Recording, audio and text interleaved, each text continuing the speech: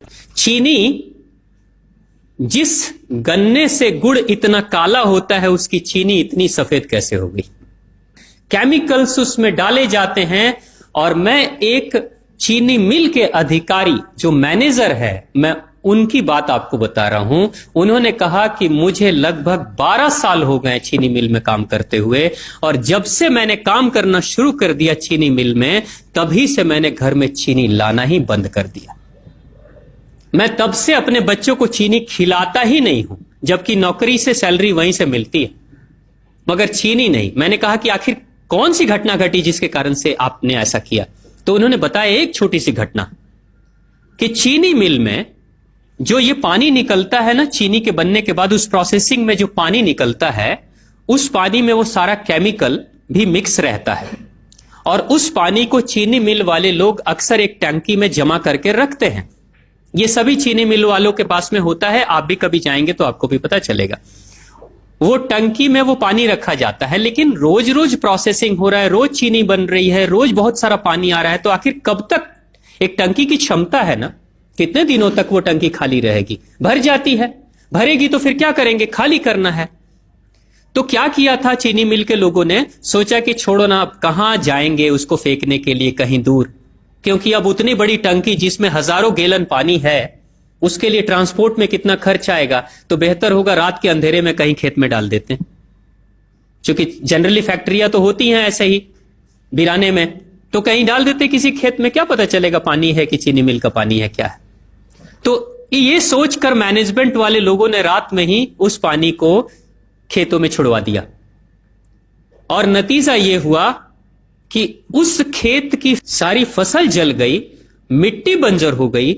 और जब किसान पता करने लगा कि आखिर क्या हुआ मेरे खेत में, जब चेकअप कराया वो मिट्टी का, तो पता चला कि इसमें तो चीनी मिल का जो वेस्ट मटेरियल है वो डाला गया है।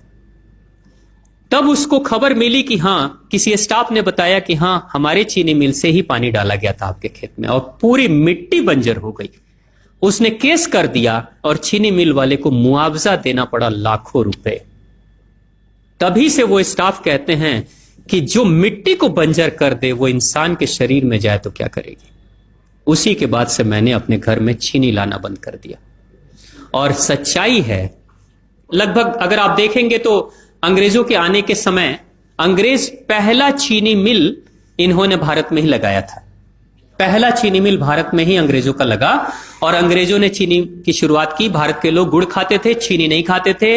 उन्होंने बहिष्कार किया, बिल्कुल नहीं, लेकिन चीनी और चाय पत्ती दोनों के लिए लोगों को तैयार किया गया था। चाय पिला पिलाकर फ्री में चीनी के लिए तैयार किया गया, और चाय के लिए भी तैयार किया गया। अंग्रेज ने जब से यह शुरू किया है, और पिछले 50 वर्षों से हमारे समाज में चीनी खाने का प्रचलन बहुत तेजी से बढ़ा है, और उसी समय से भारत के लोगों के बच्चों के शरीर में कैल्शियम की कमी होनी शुरू हो गई है। अगर कोई मां, अगर कोई बहन जो गर्भवती हो, गर्भकाल के दौरान अगर चीनी का सेवन अगर कोई बहन कर रही हो, तो चांसेस ज्यादा होते हैं गर्भपात होने के। कोई मां अगर बच्चे के जन्म से पहले 1 साल पहले से ही चीनी छोड़ दे और सामान्य भोजन करे, अपना ही दूध बच्चे को पिलाए, और कम से कम 5 साल तक बच्चे को चीनी ना खिलाए, खुद को चीनी ना खिलाए, उस बच्चे को कभी भी ऑस्टियोपोरोसिस की समस्या नहीं हो सकती। कैल्शियम की कमी उसके शरीर में कभी नहीं होगी। चीनी जब जाती है आपके शरीर में, तो बाहर जब निकलती है तो अकेले नहीं निकलती, कैल्शियम लेकर निकलती है। चीनी कैल्शियम लेकर निकलती है, हड्डियों को गलाकर निकलती है। और जिसके शरीर में कैल्शियम की कमी हो जाती है, उसके शरीर में मैग्नीशियम, पोटेशियम, आयरन सबकी कमी हो जाती है। कैल्शियम वो तत्व है कि जिसके शरीर में कम हो जाए, सारे तत्व कम हो जाएंगे, और कैल्शियम की कीमत पे चीनी हम खाते हैं। भारत, पाकिस्तान, बांग्लादेश, नेपाल, ऐसे कुछ देशों के अलावा दुनिया के बहुत सारे ऐसे राष्ट्र हैं जहां चीनी का इस्तेमाल ही नहीं होता। आज भी चीनी खाते नहीं, बहुत सारे देश नहीं खाते बिल्कुल। आप गुड़ खाया करिए, वो ज्यादा बेहतर है, चीनी को छोड़िए।